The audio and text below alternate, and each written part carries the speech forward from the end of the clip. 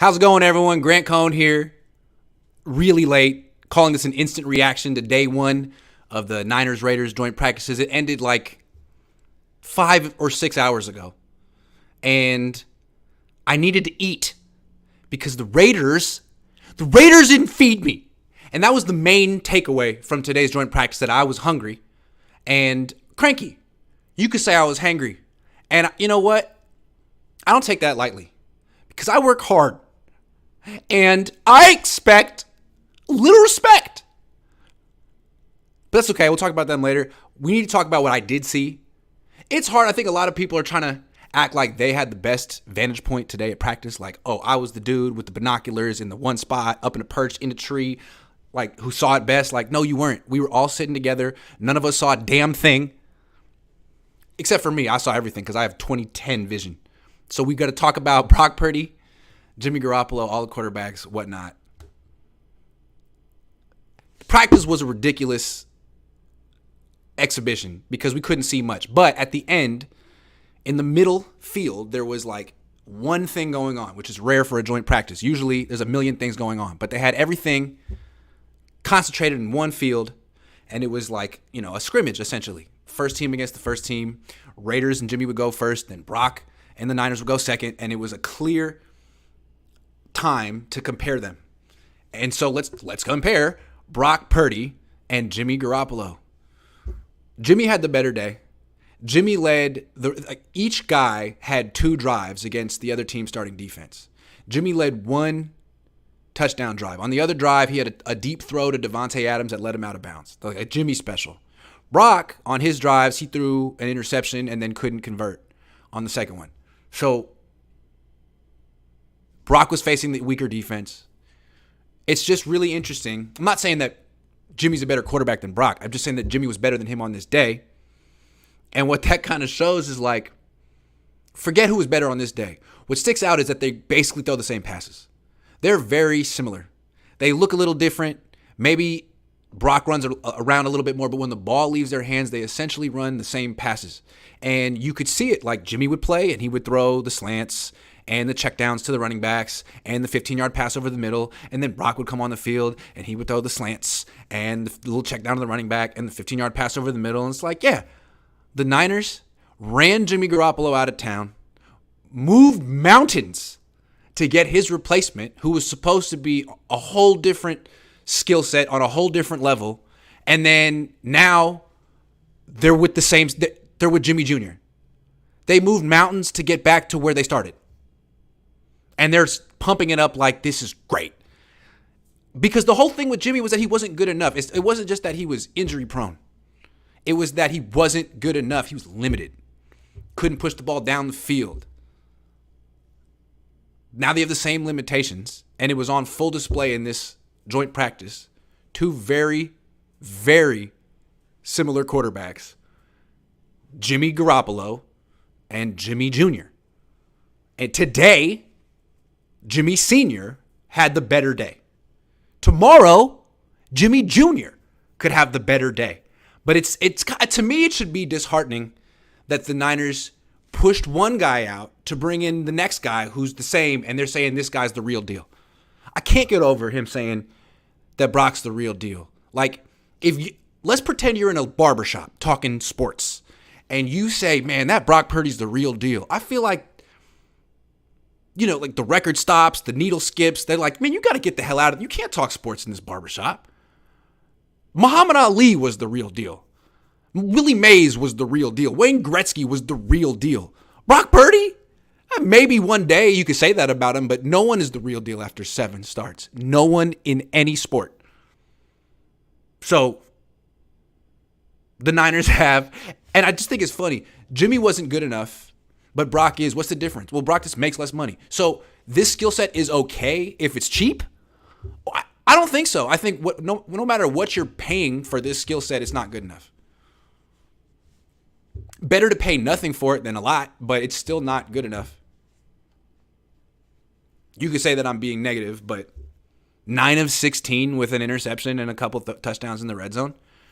He might be the best quarterback on the Niners. I'm not sure about that, but it's not good enough. It's Jimmy Garoppolo redux. It's like a Jimmy Garoppolo cover band that's like so bad, not bad, but it's just like cheaper because it's an obvious cover band. J.R. Beckled says, Purdy 11 for 16, your stats were off again. You weren't there. You weren't there. Who said it was 11 for 16? Someone that loves Brock Purdy? Smacker44 says, opinion on Debo getting 61 on the NFL top 100.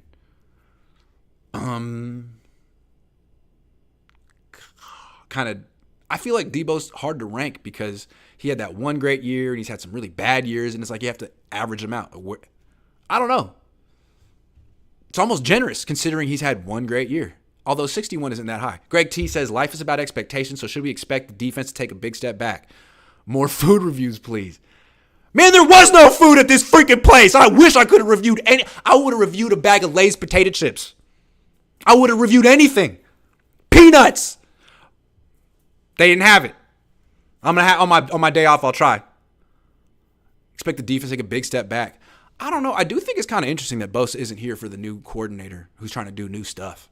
Is that good? Can't be good. Shreddy Murphy says, what do you make of this Jed York lawsuit? End near.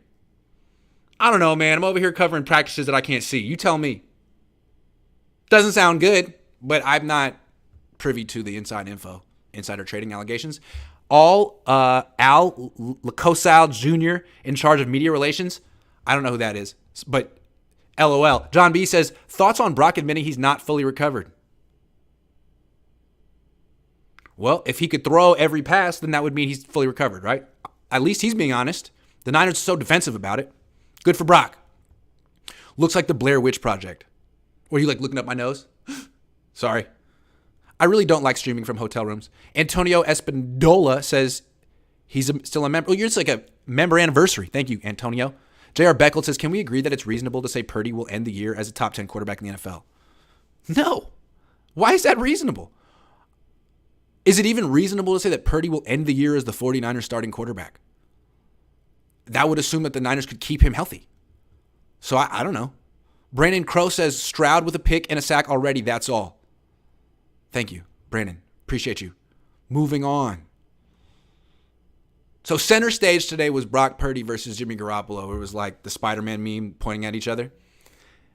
The undercard, the opening act, maybe, let's call it the undercard. Trey Lance versus Sam Darnold. I think this is interesting. The Niners aren't having a competition for the starting quarterback. They're having a backup quarterback competition. And it's like, it's a legit competition. They split all the reps. Unless Trey Lance fumbles a snap, in which case Sam Darnold gets more. It's very strange. And I think everyone that's at camp would agree. Through 12 days, Trey Lance is unquestionably better than Sam Darnold. Not close. Trey Lance is improving. Sam Darnold isn't. Trey Lance is good. Sam Darnold's not. I think most people would agree with that. And my question is, why is this a competition? I understand Kyle Shanahan saying, look, Brock Purdy, what he did last year, it was special. Even though I'm skeptical, I could see people saying like, look, I'm not going to bench Brock Purdy in his 7-1 record for Trey Lance at this time. Not going to happen. That's defensible. But to then say that Trey Lance isn't even good enough to be placed above the depth chart, above Sam Darnold on the depth chart, I don't get that. Because Sam Darnold has been terrible his entire career. Trey Lance has only played a little bit and gotten hurt. And throughout this competition, Trey has just been better. How? You might be asking me. Well, I think timing is a huge thing. A lot of people felt that Trey used to hesitate. Not as much anymore. He's much more decisive. You can watch his head. It comes down to watching the dude's head. Pause. Because when you watch Trey, he drops back and gets through his progressions quickly. With urgency. Boom, boom, boom. Like that. Brock Purdy, too, to his credit. Brandon Allen, too, to his credit. It's a boom, boom, boom tempo when they're moving their head looking for receivers. Sam Darnold, his is his tempo. Boom. Boom, boom, boom, boom, boom. I don't know what to do. Let me scramble out. Let's scramble. No, I'll throw downfield. Oh, intercepted. That's the Sam Darnold experience. He's terrible. It's not just like the turnovers are the end result of him not knowing what the hell he's looking at.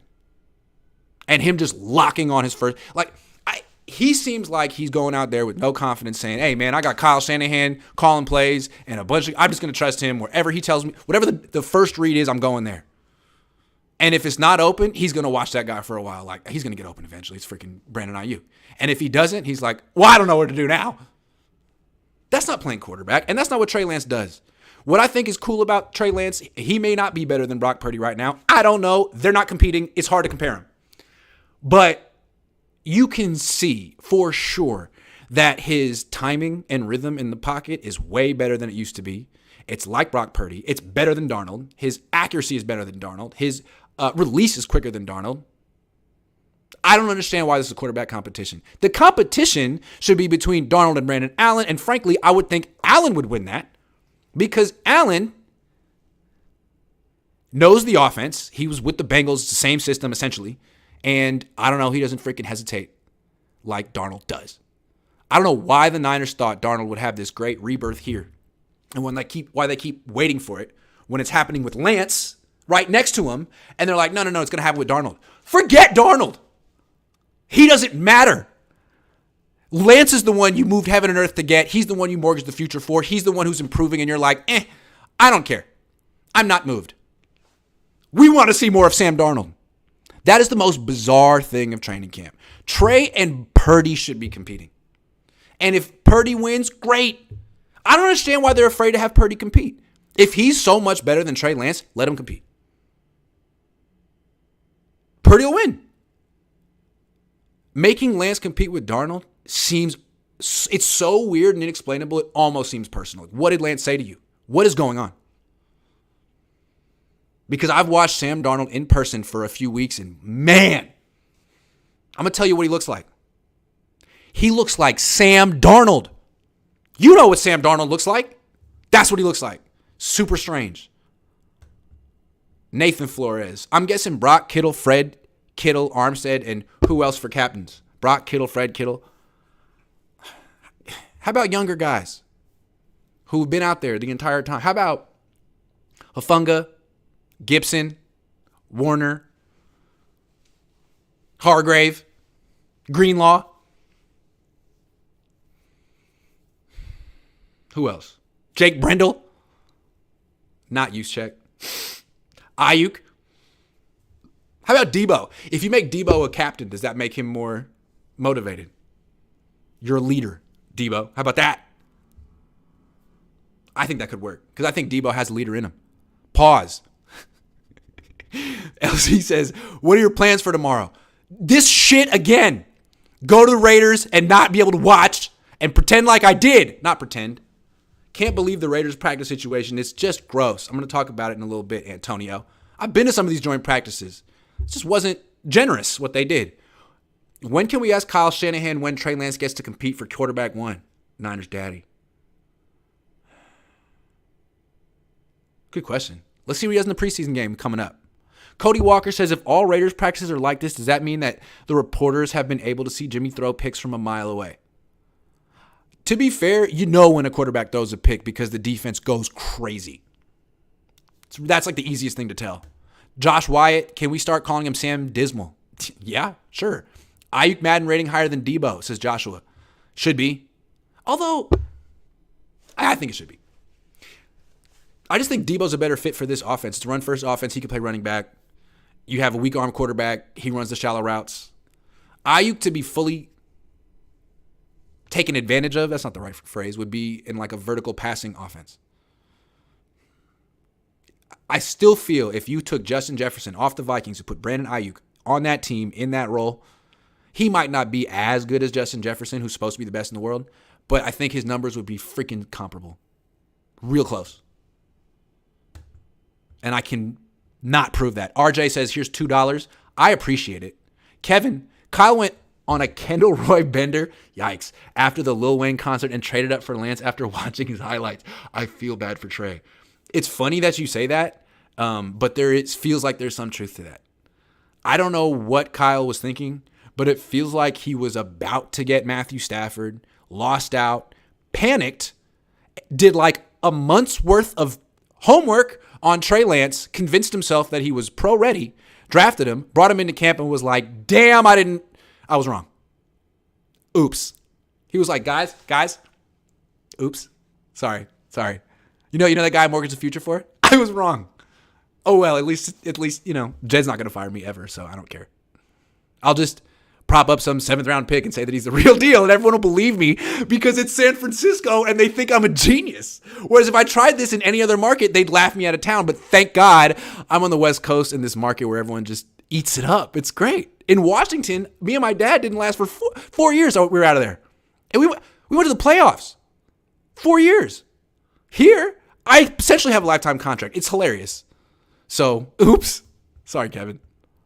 Vance, tomorrow can you see the improvement in the DBs? I could, but they're in Henderson and I'm sort of in Reno. So I don't know if binoculars would do it. I think a telescope would help. Luke says, off topic, my girlfriend hates when I watch you when she's over at my house, but I don't let that stop me from watching the show. Hope all is well. Luke, I appreciate that. Because once she says you can't watch Grant Cohn, what's the next thing she's going to say, huh? A man has to make a stand at some point. You can't that's a slippery slope. So I appreciate you, Luke. Thank you for giving me $5 and watching me, even though your girlfriend hates it. Priorities. Teron Lewis says, I agree, Grant. Why not have an open competition and see what your biggest investment can do with CMC and the rest of your weapons? I don't know, because that makes too much sense, Teron. It's too simple. A real genius would have to do something that no one understands. If everyone would do it, why would you? Jay Bell says, y'all forgot that trade was for Watson until all that stuff happened with him. They panicked and traded for Lance. Big time panic. Ivan says, tired of the excuses, get Cousins already, so Kyle has no more excuses. He won't, though, because he knows that will be the end of his excuses. He'll always have an excuse. Are you kidding? Kirk Cousins isn't that good. If they get Kirk Cousins and they don't win the Super Bowl, people will be like, well, Kirk Cousins isn't that good. Right. That's why they should have gotten a real good quarterback. All right, little news. Ray McLeod broke his wrist, out 8 weeks. That's the Niners punt returner. He's really freaking good. Also their number 4 receiver. I think he's a good receiver. Maybe he's more of like a gadget guy. This loss is going to hurt the special teams mostly. Probably going to start the season on pup. Who's going to fill in? You know who it won't be? Brandon Ayuk. Remember when we campaigned for him to be the punt returner a few years ago and he was terrible at it? Brandon, what the hell? We believed in you, man. Battery savers on? Uh-oh. Hold on, guys. I got to save this real quick. Stay tuned.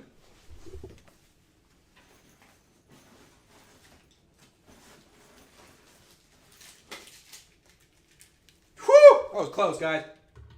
All right. I don't want my laptop to just die midstream. Because that wouldn't be cool. Boom. I'm back. Ray McLeod, broken wrist, out 8 weeks. Who's going to replace him as the punt returner? Could be Ronnie Bell. It could be Deshaun Jameson. Couple rookies. It should be Brandon Ayuk. He was really good at it in college. I don't understand why he can't do it. How about Debo? There's an idea. How about Debo? I feel like he'd be really good at it. If he could catch the ball, why not? If you let Debo Samuel play freaking running back, why can't he return a punt? You're not telling me that punt return is more dangerous than playing running back. And to me, the potential gains, like a 10-yard return is expected as a punt returner. That's like minimum. Those are big plays you could get. Put Debo back there as punt returner for a month. Why not? He'd be really freaking good at it. Unless he drops the... I think he'd be good at it. Unless he drops the ball, which he does a lot. So, I don't know. Think he'd want to? I think he'd want to. I feel like this should be like the Niners ace up their sleeve. Anytime they're in a close game and it's the fourth quarter and they're down, just put Debo in at punt returner and kick returner. This is the most dangerous dude with the ball in his hands in the league, other than maybe Lamar Jackson. Here you go. You can't avoid him. Here you go. That's what I would do. Ray and Debo are really similar. I think Debo could do Ray's job while Ray's out. What do you think? I think that's genius. They're paying him $24 million. The more you can do. How can he say no to that? I think he'd like to do it. Steve M says, Croc's guest he had on today that covers the Raiders spoke very consistent with your analysis today. Well, we both saw the same practice from 8 miles away. I'm glad he thought that. JJ Harrison says, Trey has to work on taking command of the offense, and if that happens, all hell breaks loose. I think the story of camp is that he's in the process, and he's been doing that. Brandon Crow, did Moody kick any field goals today, first up behind Ray? Yeah, Moody kicks lots of field goals. He's good. I take it back. Jat says, Debo can barely catch a pass coming at him. I would be terrified of him catching punts. That's fair. Tavarius says, maybe the players told Kyle to start Purdy. Does seem to be a democracy, or a cheerocracy, as it were, on this team. George Kittle, adductor strain, out for a week. Should be okay, although Kittle kind of does this. He gets hurt, he misses time, he's out week 1, and it takes him a while to sort of get back into shape. He's already had a very light offseason. I feel like on a given practice, he has 6 to 12 reps, and he takes the rest of the day off, which makes me wonder about like a soft tissue, non-contact strain. Why? You're not practicing that hard. Is it that you're not in the best shape because you're not practicing that hard? I don't know. Or is it that you're getting older and that the Niners should trade you last year? Like I said, I'm a little concerned about George Kittle because I feel like he's at that age where the body could go. And I know there's examples of tight ends who've had really long careers, but he's always been kind of injured. Like he's always working through something, and here we go again. And this is not good because they don't have any depth at tight end. Cam Latu, I'm guessing he's dropped 6 passes in camp so far. Maybe he's caught 2, 3, with 6 drops. Doesn't matter how he covered, not covered, 1 hand, 2 hands, he drops it. Today, and he gets open. He's big, he gets open, he can block. Today he got open in the end zone to be the hero, catch the ball, 5-yard throw. He dropped it. Braden Willis looks like he's a year away. Ross Dwelley, great player. Maybe he'll finally get an opportunity. But without George Kittle, this offense is a lot different because of Cam Latu not being good yet. Or ever? I don't know. But the injuries are starting to pile up. Drake Jackson, George Kittle, Ray McLeod. Quietly, this team is kind of banged up. We're going to have to see where this goes. Hero Winchester says, Grant, make a Madden channel and manage your own Niners team. Start Trey and see if you can lead the Niners to a Super Bowl faster than Kyle. You would get views. I bet you're right. It's a funny idea. I like it. I haven't played Madden in a long time, and I don't have an Xbox or a PlayStation, but I've always wanted them. But I don't have time for that. Sorry. But it sounds like a good, if I can, I have to be good at Madden, though. I think like that. I feel like people would watch me being bad at Madden. That would be the draw. Like watch Grant really suck at Madden. Might be fun. Okay. So this is the 3rd year in a row I've covered joint practice on the road. Last year was in Minneapolis, or in Minnesota, outside of Minneapolis with the Vikings. The year before that was in Costa Mesa with the Chargers. Those two were top-notch experiences. You got to walk around wherever you wanted to go. You got to film a ton of stuff. You got to film 7-on-7s. You got to because there were fans there at both of these things. This, no fans. It was like Fort Knox, no fans. Couldn't film anything. Basically, they invited you because they had to. Like the NFL mandates it, but they made you feel so unwelcome from the moment you got through. Like the Niners, you can just drive up, and eventually there'll be like a door with a security guard inside.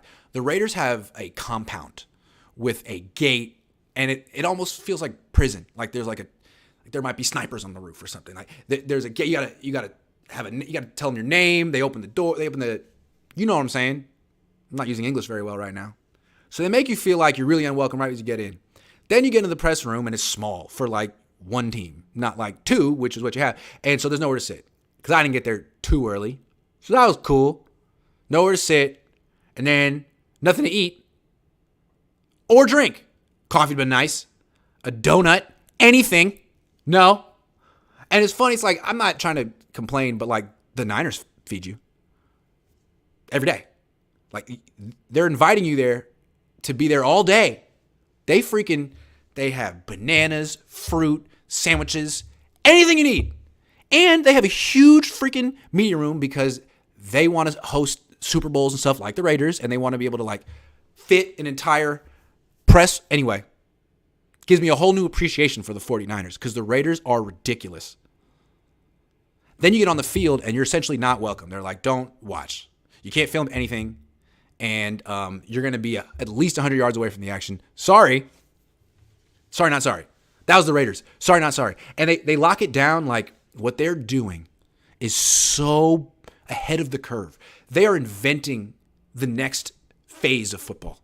And if we could actually see it, then the Raiders won't win the Super Bowl. But as it is, the fact that they're protecting all this super important information, they're going to win it all. No, you're going to win 6 games. So the whole practice stuff, all that pettiness in the practice field, that to me is the Josh McDaniels effect. The guy who comes over from the Patriots and thinks he's going to be the next Bill Belichick, but he's not. And he just tries to be a freaking dictator, and it doesn't go over that well because no one takes him seriously because he's not Bill Belichick, and he's never accomplished anything without Tom Brady. And no player that he's ever coached has anything nice to say about him. But hey, he's going to lay down the law. And then the other stuff, I was more offended by the lack of food. I was offended by that. Because everything I ever heard about Al Davis, a Jew, mind you, was that he took care of the media. He would have legendary spreads. He'd let you watch practice. He would feed you. He'd take care of you the way the older generation used to do. And I was looking forward to that. I was like, okay, we're going to get a little treatment now. But no, it's Mark Davis now. And I don't know if he is a observing Jew. Did he get a bar mitzvah? I don't know. But based on what he served today, I have my questions. Because a real person who had been bar mitzvahed would have put out at least an apple. A red apple. A bagel. Bagel. That's what I'm saying. So, it just felt like a watered down version of what the Raiders used to be. They used to be like an Abundanza type of organization. Niners too, maybe 40 years ago. Now, it felt like you were in the cheapest organization in the league. Taking itself way too seriously. Do you understand how many organizations spent thousands of dollars to send their people down here to watch a practice that was essentially unwatchable? And the Raiders are like, sorry, that's just how we do business out here when we win our 6 games. Also, they're in Vegas. Why? Not even Vegas. Henderson, Nevada. I live in Oakland. I swear it's better. Their facility right now in Henderson is cool. It was better in freaking Alameda. The one they had in Alameda was gorgeous. And I think the Niners should move there because it's 10 minutes from my house and it'll be really convenient for me. And it's nice. It's got that marine layer, cloud coverage. It's really nice. Here, you have to practice at 8 in the morning. Otherwise, you might die. They have an indoor practice facility. They don't use it. Why? Oh, because they're going to build that callus and get tough and win 6 games this year. Super impressive. Really liked. I'm looking forward to going back tomorrow. Bay Area Baller 18 has been a member for 23 months. Thank you for your continued support and loyalty and friendship, Bay Area Baller 18. You're the man. Mr. Amazing says he's a new member. Thank you. Bay Area Baller 18 says, anybody tell you about Latu's dropsies a month ago? What are you seeing from my guy, B. Willis? Keep up the good work, Big Dog. Thanks, Big Dog. I feel like you mentioned the Latu dropsies. Did you see that on film? Because it's showing up in a major way. What am I seeing from Braden Willis? You know, like most rookies, he doesn't get a ton of targets in camp, and you can't hold that against him because he's an undrafted rookie, but he tends to get open, he tends to catch the ball, he doesn't drop it a bunch, and he's not a blocker. So he seems like the kind of guy they could probably waive and put on the practice squad if they needed to. But I like him. I like him. Nee says, remember AZ charged players for taking food? Yeah, man, that's what's crazy.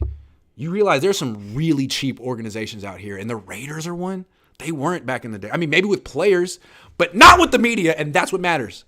Let me do this BetUS thing real quick. I'm supposed to say some stuff about it. Hold on. What do I say? Hold on. What do I say? BetUS. I feel like I'm not doing a good job. Okay, here we go. Okay, so I got a new sponsor. BetUS. If you want to bet stuff, this is the place to go because it is a leading online betting platform offering a wide range of sports betting and casino games. They have a great reputation for reliability, security, and excellent customer service because sometimes you make a bet and then you need to call someone to talk about it and they're there for you. They provide clear instructions on how to sign, or maybe I'm supposed to, no, they provide clear instructions on how to sign up and create an account on BetUS. And they have steps for depositing funds and redeeming bonuses to help their audience get started. I don't have those steps, but they have them. When you bet, you can do all kinds of sports like football, basketball, soccer, baseball, and more.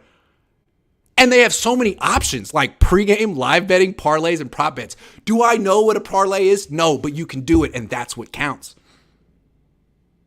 Right now, you could bet on the 49ers. There's a little promotion. Like, are they going to have a win streak longer than 4.5 games? If you think so, you can click on the link in the description right now. And for every dollar that you bet, BetUS will match 125%. That's a great deal. So if you think the Niners are going to have another 13-game winning streak or just 5-game winning streak, you could bet on BetUS right now. Click the link. Do it. Thank you. That's all I had to say. BetUS. Gambling. It's a wholesome activity. I'm in Vegas. I'm about to go gamble right now because that's what a good Jew would do. That's how I was raised. Sorry. Ivan, of course it feels like a prison. How many of their players get? That wasn't nice. Too soon, Ivan. Too soon. All right, that's it. It's the show. Thank you very much. It's over. I'll be doing this again tomorrow. I'm psyched. Go back to Henderson. Be super unwelcome. Kind of watch a practice. Not eat. And then review. Just kind of complain about the Raiders. Again, I'm looking forward to that because I know that's what you care about. Not how the Niners players are doing, but what do they serve? Did you eat? How does your stomach feel? Not good. But then I had sushi for lunch. I treated myself. What would you do in my situation? Go to Subway like a jerk? No.